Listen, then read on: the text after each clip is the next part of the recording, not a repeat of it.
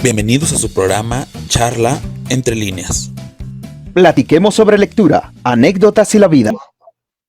Me permito presentarlos. Sean bienvenidos a su programa en vivo de Charla Entre Líneas, en donde hablamos de literatura, anécdotas y la vida.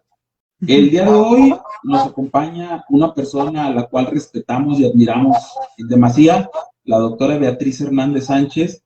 Maestra Betty, le envío un caluroso y fuerte abrazo a la distancia, agradeciéndole su presencia en este espacio. Al contrario, la agradecida soy yo, de verdad, y es un honor compartir la iniciativa de ustedes. Gracias, maestros, a los dos. De igual forma, me acompaña mi buen amigo, maestro de telesecundaria, Isidro García Arellano, mi chilo. Un gustazo, como siempre. Gracias, mi estimado. Gracias, maestra doctora Betty, por estar aquí con nosotros. Como dice mi compañero, estamos sumamente emocionados, agradecidos y le tenemos un profundo respeto y admiración. Gracias por estar aquí. Bienvenida nuevamente. Gracias, maestro. Muy amables los dos.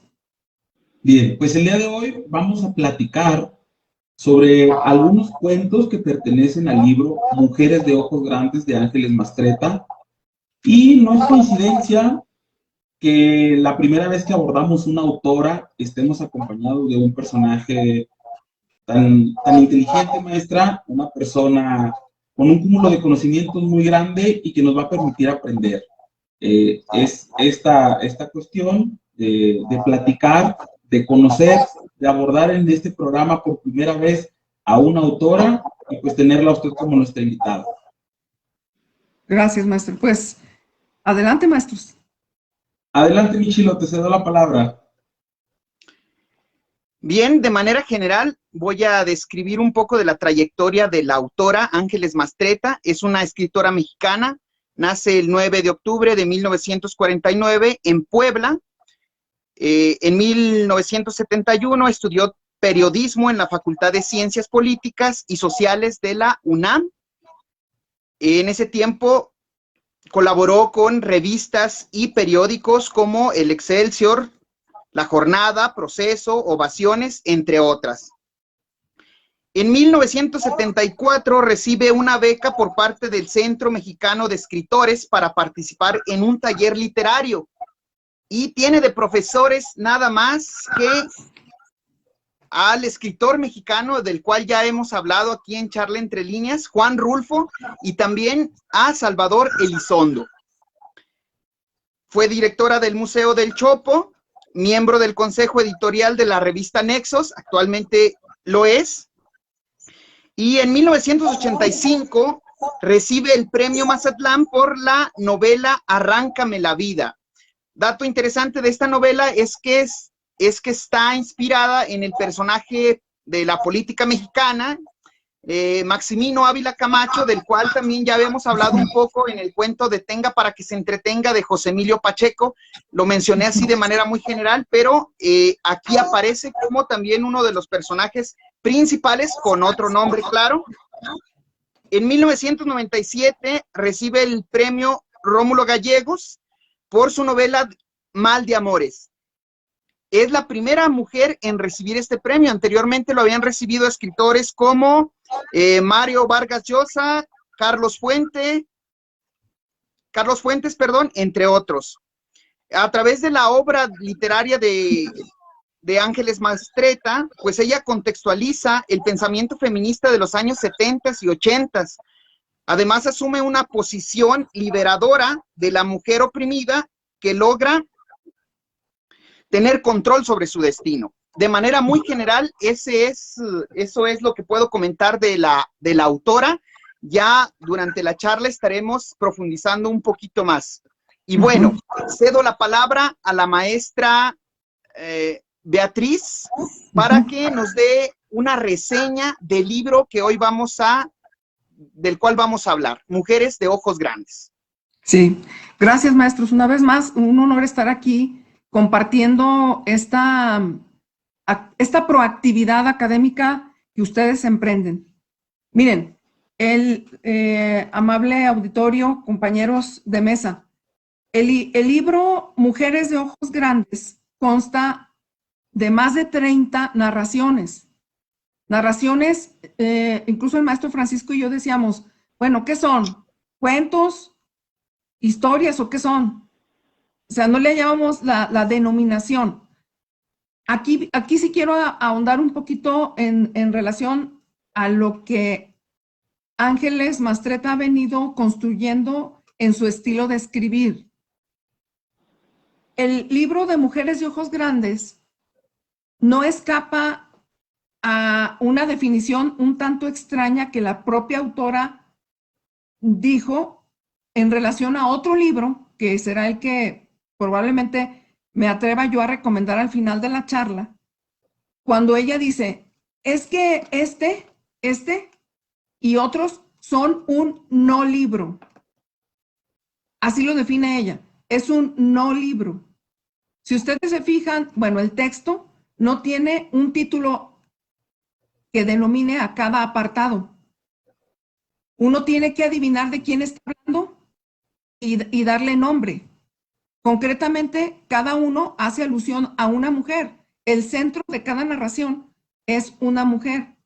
Puede ser una mujer muy joven, puede ser una mujer muy jovial, puede ser una mujer taciturna, puede ser una mujer triste, una mujer mayor, de diferentes tipos, ¿sí? O con diferentes actitudes ante la vida. Entonces, Mujeres de Ojos Grandes, ella lo denomina así porque cree hacer la analogía con un desempeño valiente, entero ante la vida o ante las circunstancias que cada una de las mujeres de estas narraciones van viviendo o van compartiendo a lo largo de la pluma de Ángeles Mastretta. Es por eso que ella le denomina Mujeres de Ojos Grandes. Puede vivir en un momento histórico, puede vivir en un momento de su cotidianeidad, de cada una de las mujeres que va describiendo. Ahora, ¿por qué la tía Leonor? ¿Por qué la tía Elena? ¿Por qué la tía Cecilia? ¿La tía Fátima? ¿La tía Elvira? Que es una de las narraciones más amplias de este texto, pero que no nos vamos a ocupar de todas, sino solamente de algunas. Ella dice, la autora dice, que en su infancia, bueno, ella es de origen italiano, la maestra Mastretta es de origen italiano. Su papá era ingeniero automotriz, que se formó en Italia en su formación profesional, que por cierto, bueno, a mí sí me impresionó eso, se formó con Enzo Ferrari, donde se fabrican los Ferrari. Él aprendió la ingeniería automotriz con Ferrari. Entonces, él viene para acá una vez que huye de la guerra allá en Europa. Acá forma su familia y se casa con una joven, o sea, la posterior mamá de Ángeles Mastretta y de sus hermanos. Fueron 5 hermanos, creo que de apellido Guzmán. Está emparentada con Rita Macedo, la actriz. Bueno, el caso es que Ángeles Mastretta en este libro transparenta lo que le impresionó de algunas de sus tías. Claro que no todas son sus tías, ¿sí? La imagen o la percepción que tuvo Ángeles Mastretta de la personalidad creyente, dice ella que no fanática de las tías, pero que sí muy apegada a los valores. Se va a ir transparentando, por ejemplo, Ángeles Mastretta dice que creció en un ambiente muy familiar, en donde no había disyuntiva ni pleito entre papá y mamá. Más adelante, cuando concluyamos con lo del feminismo, que esto está plagado de feminismo, vamos a ver qué escuela de la vida le dejó la actitud de la mamá y la actitud del papá. Su papá muere muy joven y los deja huérfanos al mando de la mamá. Cuestión que marcó mucho la vida de Ángeles Mastretta, y la mamá las y los apegó mucho a la convivencia con sus tías. De sus tías aprendió la cuestión de la valentía, de la firmeza, de ser emprendedoras, de no acobardarse ante las circunstancias, y por eso resalta esa expresión de mujeres de ojos grandes. claro, ella dice, lo que no pude saber y lo que no pude abrevar de información acerca de sus tías y de quienes rodeaban a sus tías, mujeres, vamos, lo inventé, ¿sí? Hay cuestiones inventadas, pero hay mucho del corazón y de la actitud de las tías, de esas tías que marcaron la vida en mucho de su personalidad. Incluso ella dice, esas tías y mi mamá, pero sobre todo mis tías, querían que yo me comportara como una señorita de Puebla. Y quien la ha escuchado decir ese, ¿cómo que era una señorita de Puebla? Bueno, pues conservadora y tan pulcra y tan brillante como la Talavera, ¿sí? Como una señorita de Puebla. Entonces, Mujeres de Ojos Grandes, en esas más de 30 historias, están reflejando eso que le impresionó de la vida de sus tías. Y de hecho, pues vamos a ir descubriendo esas tres narraciones que ella hace y que hemos seleccionado, y vamos a encontrar algunos comportamientos que le inocularon los usos y costumbres de su familia. Entonces, ella viene de un origen italiano, su padre era un hombre muy creativo. Y una cosa más, aunque no nos ocupa ahorita una de las historias, su papá cuando viene para acá no trabaja en la industria automotriz como lo hacía allá. Entonces, pero como sabía mover máquinas, él trabajó en la industria textil, que favorecía el secado después del teñido de las telas. Y hay algunas historias que tienen que ver tangencialmente con eso. Su papá era escritor, no escritor como él que publicaba, pero era un experto en el arte de la escritura epistolar.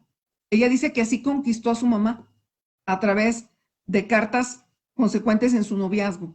Entonces, es muy interesante ver cómo ella, a lo largo de estas historias, transparenta las vivencias con sus tías y lo que les llamó la atención. Eso diría yo a grandes rasgos del texto. Es una interesante visión la que nos da, amplía yo creo que el panorama del texto, de los textos que conforman este libro. Creo que entender el libro a través de la vida de la autora nos permite incluso darle todavía más significancia a eso que ya leímos, a eso que las tías quieren darnos a conocer. Y pues bueno, de este libro, como ya bien nos lo comenta, son más de 30 historias correspondientes a una tía diferente cada una. Se seleccionaron solamente 3, que sería la tía Leonor, la tía Elena, perdón, y la tía Cecilia. Respecto a la tía Leonor, es un cuento con el cual se inicia, y bueno, aquí hago un paréntesis para hacer el comentario de que son cuentos, es una colección de cuentos, es un libro sin índice, pero que tiene una colección, un compendio de cuentos en donde participan pues estas tías. La primera tía que hace su participación y hace su aparición es la tía Leonor. En esta aparición, en esta primera historia, pues empieza describiendo el físico de la tía. Eso me pareció interesante. Empieza describiendo ese físico, cómo eran sus caderas, su ombligo, hace por ahí también referencia a su pubis, y pues ya nos relata esta parte en la que la tía Leonor pues va a conocer a una persona, a un hombre con una diferencia de edad considerable y que le ofrece una vida, dice ahí, que cualquier mujer hubiese querido. Eso a mí se me hace muy interesante, porque ¿cuál es la vida que cualquier mujer hubiese querido? Y se los dejo ahí. ¿Cuál es esa vida? En realidad, una mujer quiere una vida que le pudiese dar un hombre. Lo dejo ahí. Si me permites, mi estimado amigo Francisco, me gustaría intervenir aquí, retomando un poquito de el comentario inicial de la maestra Betty. Me pareció muy interesante cómo retoma la vida de Ángeles Mastretta, y voy a retomar algo sobre el papá. sobre el papá de Ángeles Mastretta. Como bien lo dice la doctora Betty, era un escritor y las cartas que a menudo le enviaba a la mamá de Ángeles Mastrettas la hacían convencerse de que pues era el marido que ella estaba buscando, porque su familia de alguna forma se oponía un tanto a este matrimonio. Y aquí entra una de las características muy marcadas que se presentan en todos los cuentos, ¿eh? Por ejemplo, la estatura de los hombres, ¿no? Tienen que ser más grandes que las mujeres. Tienen que tener una edad mayor. Deben de ser mayores que las mujeres, tener un trabajo fijo, como quien dice, para que pues las mantengan y les puedan dar una vida, como ahí lo mencionas, que en aquellos tiempos se decía, una vida que cualquier mujer puede desear. Entonces, me parece bien interesante eso, esta parte donde retoma la maestra Betty es lo del papá y la característica que tú dices en cuestión de las características del hombre de aquella época, ¿no? Del estatus que tenía que tener, de la personalidad, incluso de la solvencia económica, todo eso, ¿no? Maestra Betty, ¿a usted qué le llamó la atención del texto, del cuentito de la tía Leonor? Para mí, el cuento de la tía Leonor es un cuento cargado de sensualidad. Es un cuento sensual al 100. Para empezar, lo que señala el maestro Francisco, efectivamente, inicia describiendo el cuerpo de la tía Leonor, un cuerpo perfecto. Piernas doradas, largas, vientre plano, caderas redondas, etc., etc., etc. En una edad muy incipiente se casa con un hombre muy acomodado, abogado, que le dio todo, ¿sí? Bueno, ¿qué me llamó la atención de este cuento? En este cuento voy a hacer una pequeña comparación que alguna vez escuché, pero en otro contexto del arte. Dicen que para ver un cuadro, para reconocer un buen cuadro realista, hay que reconocer la perspectiva aérea. Es decir, que si uno mete la mano, siente que se va, porque hay espacio en el uso de los trazos, del tiempo que utilizó el pintor. Para mí este cuento tiene una perspectiva aérea. Si puedo sentir el árbol de los nísperos, esos que ella iba de niña con su primo, del cual se enamoró. De hecho, ahí hay una costumbre, anticostumbre de los conservadores. Hubo un enamoramiento infantil y adolescente. Entonces, ahí está otro rasgo de la sensualidad, no solo el que se describa la figura de la dama, de la tía Leonor, sino lo que les inspiró el olor de los nísperos. O sea, ahí hubo un recuerdo automático.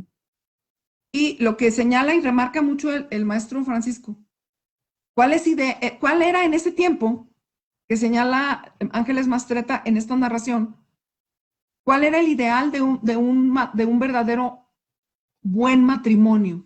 Incluso hay un texto que dice, más cuando descubrieron que el proyecto matrimonial del licenciado era a largo plazo. ¿Sí? Ahí está otra. Si te casas es para siempre. O sea, era otro mensaje clarito e implícito. ¿Sí? Y otra cosa más que me llamó la atención. Ahí va, olores. Olores. El color del cielo que le remembraba o le recordaba algo a la tía Leonor. Y los domingos iba al mercado en lo que se le volvió un rito solitario y feliz.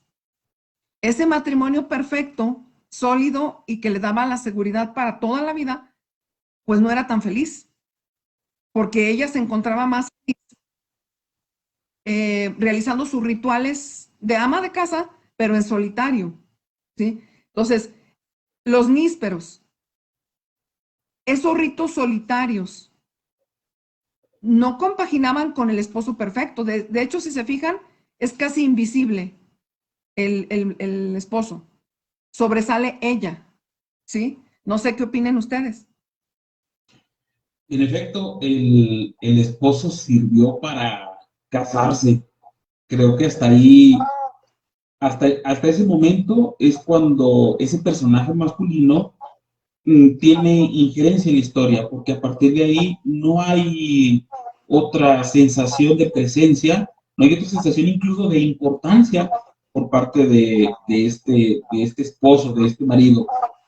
A mí lo que me llama la atención es cómo reprimió ese impulso de atracción hacia su primo, cómo lo reprimió y cómo en un momento determinado en el que pudieron verse de frente, afloró, volvió a nacer. Ambos mantuvieron, a pesar de haber reprimido todo esto, ambos mantuvieron esa idea de querer estar juntos. Eso me llamó mucho la atención. ¿Cómo es posible que a los 10 años pudiese reprimirse una sensación, un sentimiento, y por tantos años mantenerlo ahí, y en un momento de adultez, en un momento en el que ambos tienen, entre comillas, una vida hecha, ambos ocupan un cierto lugar en la sociedad? Eso también es interesante. El lugar que ya ambos ocupan en la sociedad. Ella es una mujer casada, él es un soltero codiciado, y tienen ambos ese punto que llega a relacionarse nuevamente a través de los nísperos. Eso me llama mucho la atención.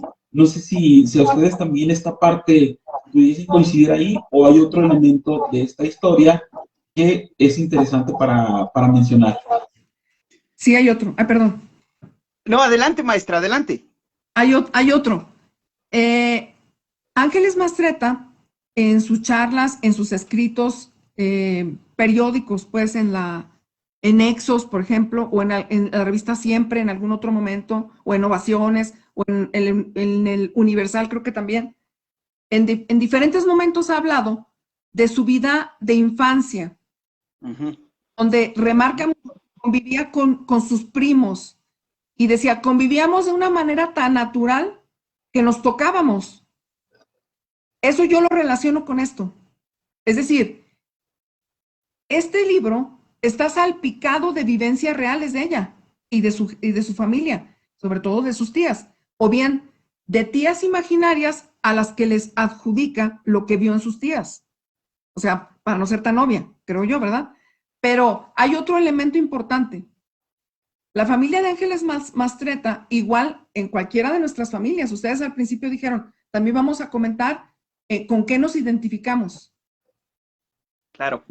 Nosotros podemos pensar que nuestros mayores, nuestros más mayores que nosotros, se van a escandalizar o se van a asustar por algo que están viendo en sus más jóvenes. La abuela no se asustó. Los mandó a los dos por los nísperos. Vayan y súbanse al árbol. Y regresaron y dijeron, ya habíamos perdido la práctica. Pues sigan practicando, les dijo la abuela, ¿no? Entonces, no hubo no se escandalizó, pues, no se escandalizó. Y en nuestras familias pensamos que nuestros mayores, cuando éramos más jóvenes, y no se diga a ustedes que son muy jóvenes, que se iban a escandalizar por determinado evento moral en las vidas de los más jóvenes, y no conocemos su pensamiento de los mayores. No sé. Bien interesante, maestra. De hecho, me la ganó. Precisamente quería hacer esa relación porque lo escuché en una entrevista que en la que participaba Ángeles Mastretta en Foro TV junto con otros periodistas. No recuerdo el nombre, soy muy malo para los nombres, pero aquí tengo subrayado una de mis partes favoritas del texto. Dice: estaba prohibido que las niñas subieran al árbol, pero Sergio, su primo, era un niño de ojos precoces, labios delgados y voz decidida que la inducía a inauditas y secretas aventuras. Subir al árbol era una de las fáciles. Y aquí ciertamente Ángeles Mastretta decía que en su familia les permitían a las niñas subir a los árboles sin importar que se les vieran los chones. Era algo muy natural. Cito textualmente lo que dice: crecí entre primos, nos tocábamos, nos subíamos a los árboles. El único requisito era que los niños fueran felices en mi familia. Me parece bastante interesante, y también voy a retomar algo que dice la maestra Betty, que es bien interesante. A pesar de este matrimonio ideal, pues había cierta opresión por parte de que reprimía esta personalidad y estos instintos de Leonor en ese matrimonio, pero ella encontraba un momento preciso para darse un tiempo de liberación, de emancipación. Una era en el mercado, y el otro pues fue precisamente a través de esa memoria sensorial, recordar y retomar el amor, esta sensación erótica que sentía hacia el primo. Y la abuelita también apoya ese momento de emancipación, de liberación de Leonor. Me parece bien interesante. Imagínense ahora, por ejemplo, si estuvieran escuchando la familia Buendía de 100 años de soledad, cuando la abuelita les decía que entre primos no se debían de casar porque salían idiotas, y los Buendías dirían, no, hombre, no pasa nada, ánimo. Sí, cierto. No, sí. Por ahí va. Es decir, en suma, pues es un placer incestuoso, ¿verdad? Pero que la mayor, su gente grande, pues no lo vio mal, porque esa persona mayor, su abuela, sabe que su nieta no es feliz. O sea, que intuye que es un matrimonio, es un proyecto que se llevó a cabo, pero nada más. Y se llevó a cabo, y incluso el primo le dice, ya ves, si te hubieras ido conmigo, estos 2 niños eran míos, ¿sí? Pero esa represión o autorrepresión de Leonor, pues es condicionada por los usos y costumbres de su familia, ¿sí?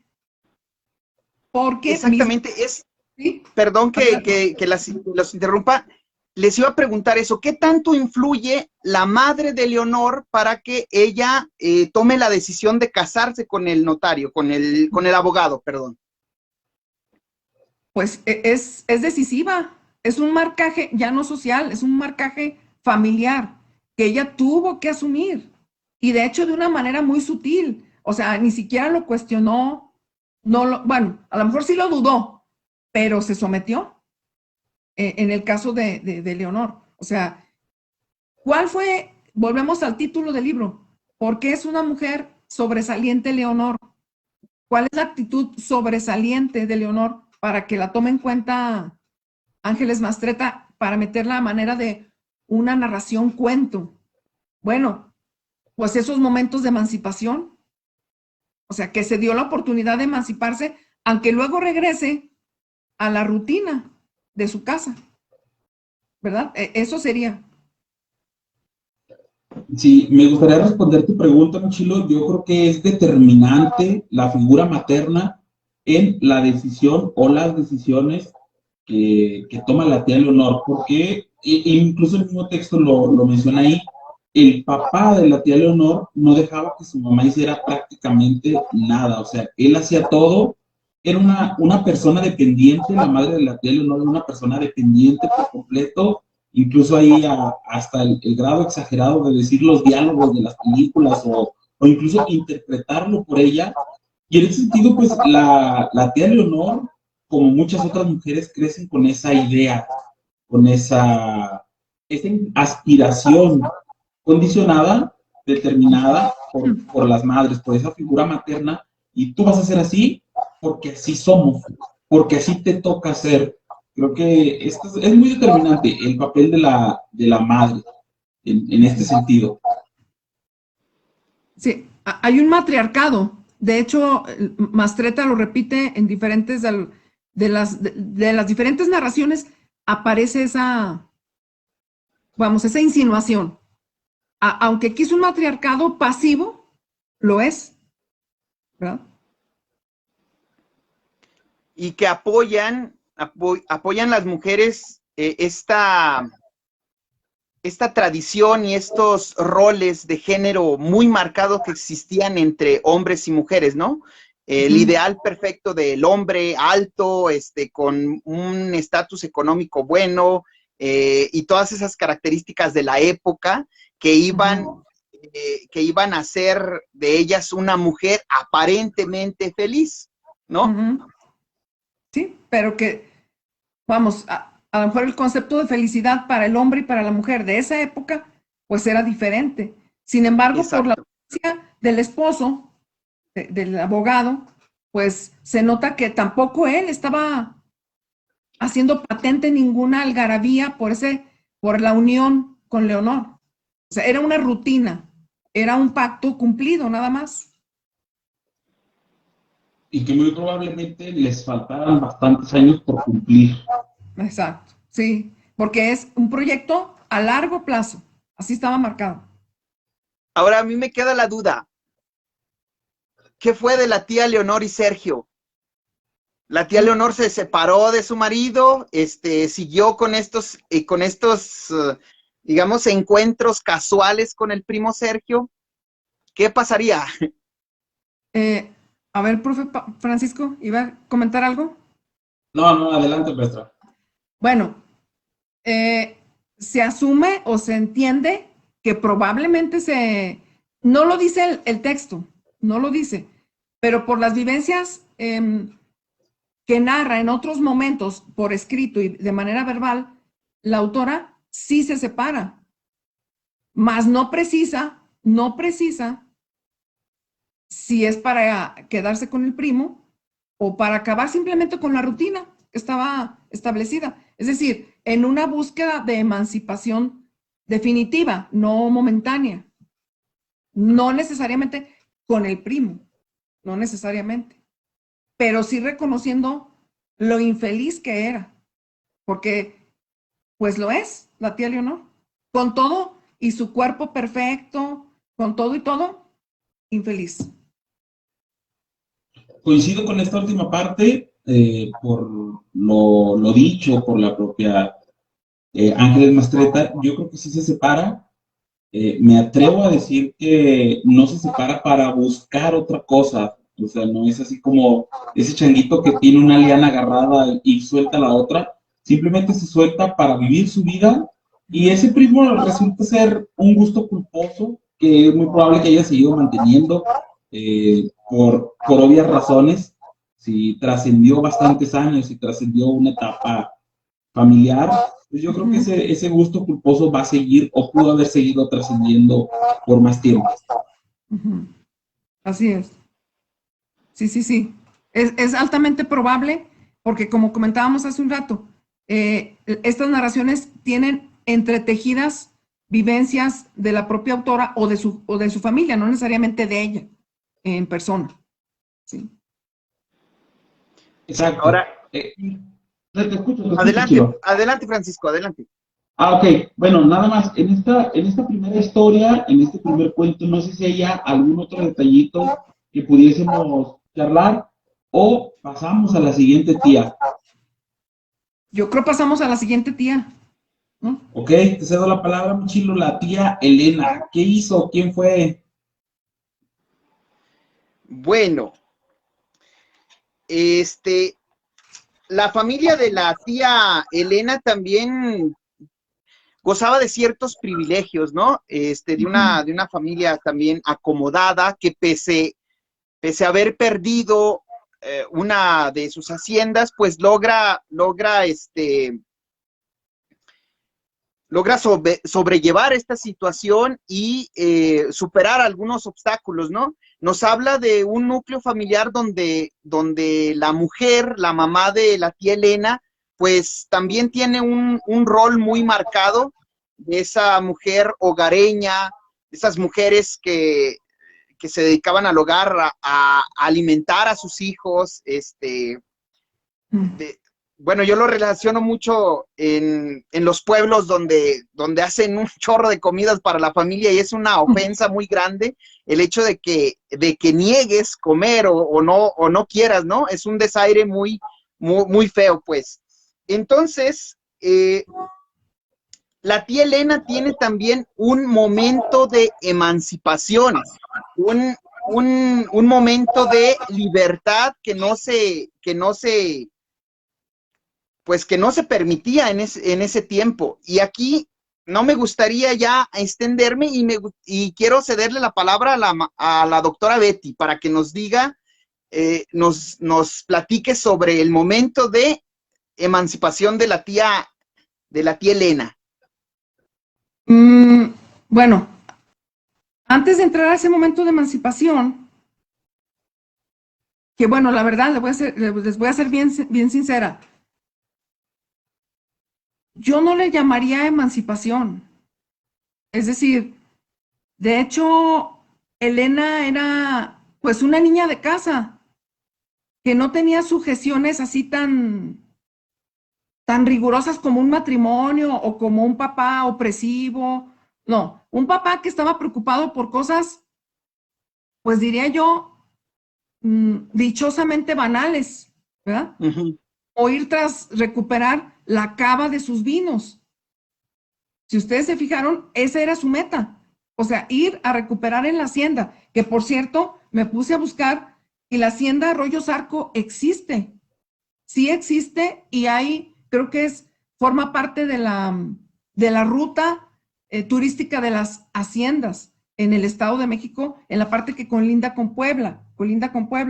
Entonces, la tía Elena, aquí me voy a permitir decir algo. El maestro Isidro dijo al principio, uno de los maestros de Ángeles Mastretta fue Juan Rulfo. A mí eso me impresionó mucho, que haya tenido semejante maestro. Pero hizo una expresión muy importante ella cuando narra eso, cuando narra que fue su profe. Dice, bueno, fue mi maestro, que era su amigazo, después hizo su amiga.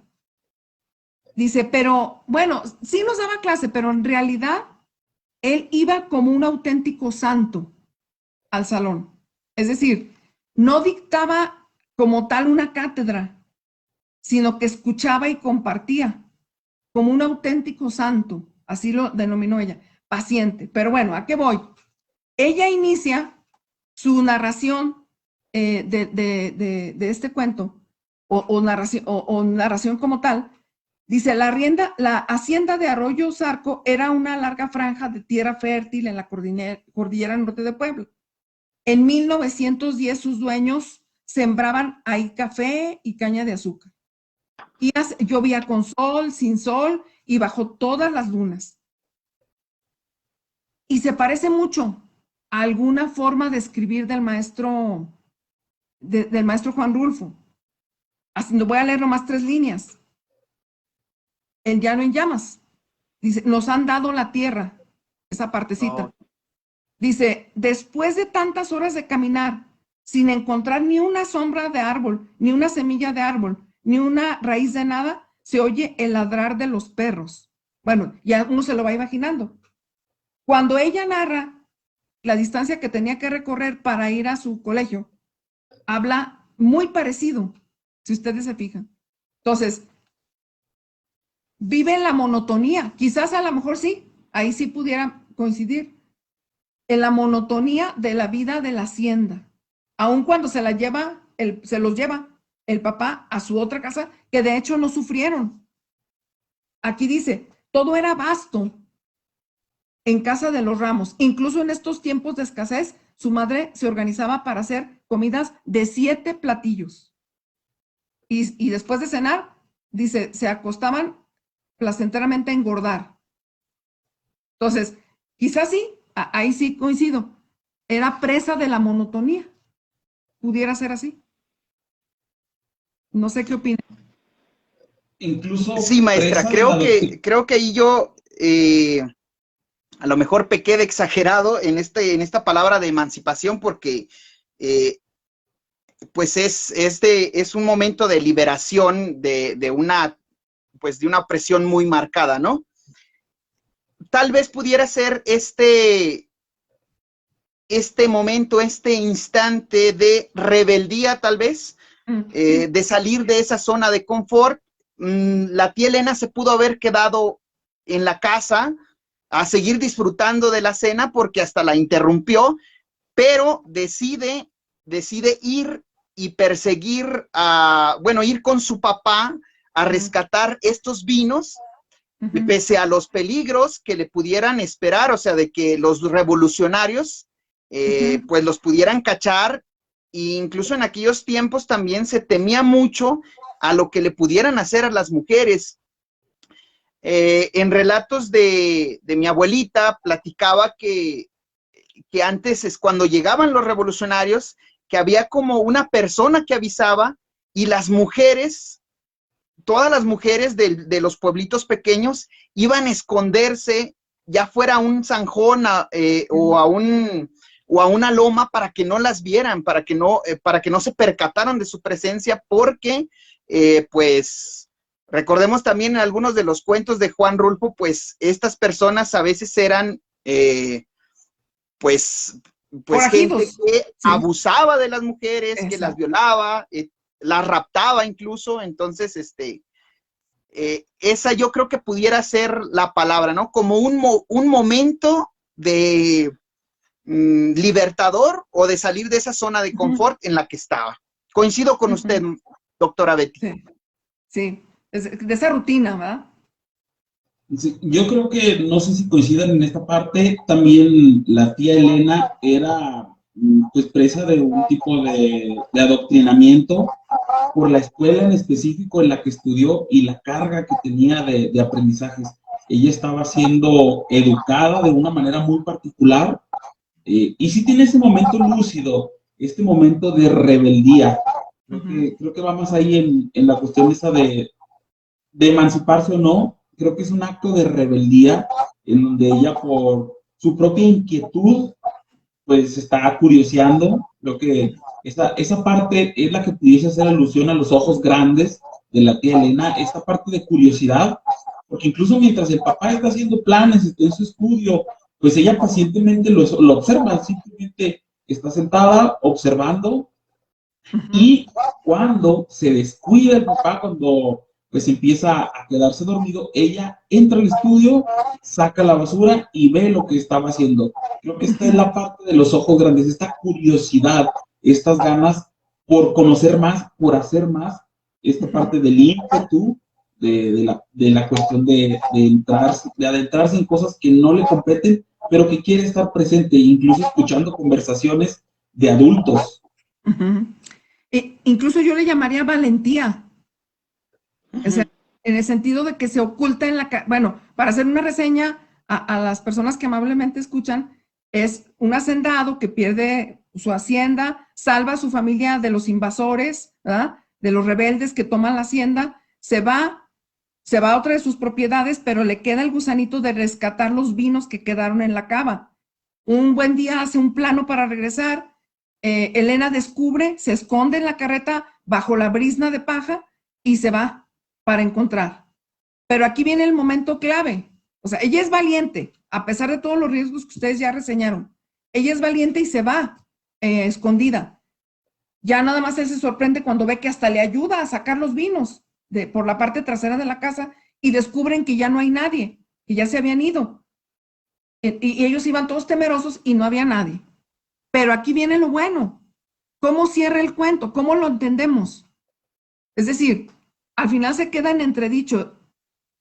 Ella teme que no le crean eso, esa semejante aventura. ¿Qué pasó ahí? ¿Cómo lo visualizamos? Pues ese cierre del acto de valor de ella, de acompañarlo.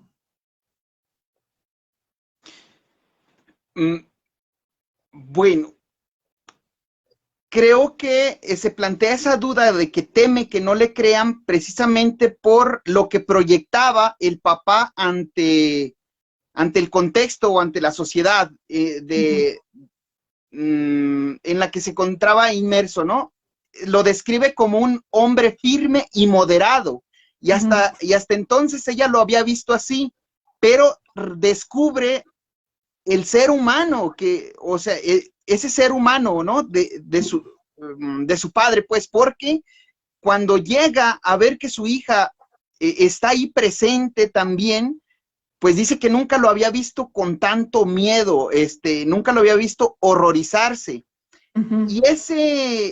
Y esa proyección o ¿cómo diré? Ese estatus que mantenía el papá y cómo lo veían los otros también mete en conflicto a Elena, porque se le ocurre platicarle a su novio y la reprende, la regaña, le dice que no es tiempo de imaginadurías, ¿no? Ujú, ujú. Ni se le ocurra contar esa historia porque van a ver a su papá como una persona irresponsable Ujú. y un borrachín. Y un borrachín. Entonces, o sea,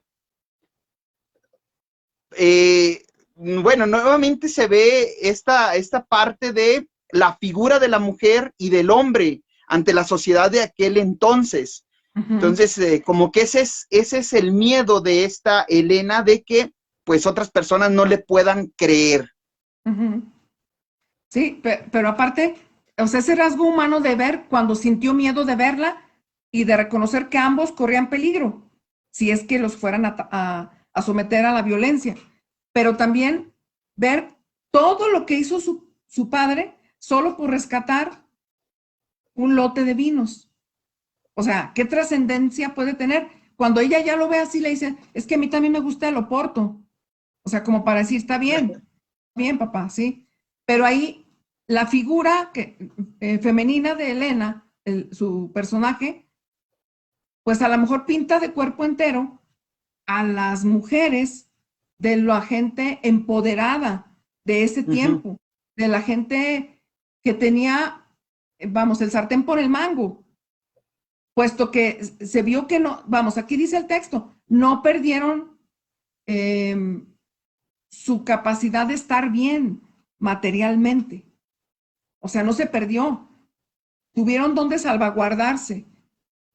Y bueno, a lo mejor aquí también viene otra cosa. O sea, sobrevivió ella, vivió esa aventura, se arriesgó por algo a lo mejor no tan trascendente, pero sí representa la figura de la mujer de las familias empoderadas, que a eso se dedicaba nada más, al abrigo de la familia sin ir más allá de los muros de sus propiedades.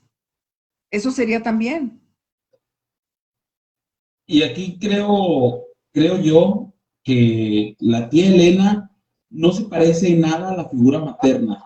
No sé si estemos de acuerdo en ese Exacto. punto. Creo que sí, hay un contraste muy diferente entre la mamá, que es prácticamente la cocinera de la familia y que lo hace con amor, lo hace con cariño, lo hace con mucha dedicación, y la tía Elena, que se da esos espacios de valentía, estos espacios de libertad para tomar sus propias decisiones que van en contra de su propia educación, de sus propios valores y normas socialmente establecidas. Creo que en ese punto, a diferencia de la tía Leonor, no hay una marcada situación en donde la hija sea una proyección de la mamá. Aquí, al contrario, por la propia naturaleza como persona de la tía Leonor, dista bastante su comportamiento, sus actitudes de su madre. Uh-huh. Así es. Es decir, la tía Leonor fue sometida y su liberación fue en secreto. Ajá. ¿Qué sucedió después? En cambio, Elena se arrojó por el cariño a su padre. Dijo, no lo voy a dejar ir solo. Incluso por un camino peligroso, y nomás ellos dos, ¿sí? Entonces, sí hay diferencia ahí. Cada una, a su manera, fue valiente. A su manera. Y conforme el estatus se los permitió. Exacto. Y no sé si a ustedes también les pasó, pero a mí me encanta el final del cuento de la tía Elena, donde dice, no llevaba más equipaje que el futuro y la temprana certidumbre de que el más cabal de los hombres tiene un tornillo flojo. se atreve a juzgar al hombre abiertamente. Eso me parece muy, muy interesante, y al final nos no sé si también se interpretó de esa manera con ustedes, pero al final la tía Elena también se hace cargo de su propio destino, se abre camino, ¿no? Uh-huh. Sí, sí, reconoce que todo ese movimiento social, aún en medio de sus comilonas de los 7 platillos, transformó el ser del hombre y de la mujer. O sea, el rol, y tenía que abrirse paso, quizás ya muy pronto por ella misma. Sin embargo, su mamá estaba preocupada por la sala Luis XV, de subirla para donde partieron, ¿no? Sin embargo, ella no estaba pensando en su futuro. Su mamá en los muebles, que no se perdiera nada. Bueno, lo que pudieron conservar, pues. Y es muy lógico. Su mamá se movía en otro esquema, pero ella ya estaba pensando diferente. La tía Elena estaba pensando diferente. Y que entonces, a final de cuentas... Adelante, sí. Y a final de cuentas, esta manera diferente de pensar iba a guiar su vida hacia un punto diferente en el que su madre estaba. Yo creo que gracias a esta visión, a este empoderamiento, creo que sí, su camino iba a ir en un sentido contrario al de su madre. Y otra cosa más de Elena, si bien es cierto, le suspiraba, porque incluso hasta hay una expresión ahí donde dice que tenía un agujero en el corazón, en las cosas de amores, es decir, que no encontraba todavía a lo mejor el hombre ideal, no lo dice así, pero sí habla del agujero en el corazón. No depende de un hombre para estar tranquila. Exacto. No depende, ni para un proyecto de vida segura, no así Leonor. ¿Sí? Ambas mujeres jóvenes, las dos son mujeres jóvenes. Entonces, Elena, ahí sí aparece la emancipación, como dice el profe Isidro. Aparece la liberación de ese rol que sobre todo en su tiempo, de hecho todavía no acaba de desaparecer muy bien, todavía quedan unos resquicios, que le demarcaban a la mujer. Tienes que estar con un hombre para que te proteja, para que te cuide, para que te guíe, y si no, pues vas a estar como hoja al viento, ¿sí? Como dice la canción. Entonces, ella no dependió de eso, simplemente marchó. En eso consistió su valentía. Si te gustó este video, no te olvides darle like, compartir y suscribirte a nuestro canal. Síguenos en nuestras diferentes redes sociales. Charla Entre Líneas.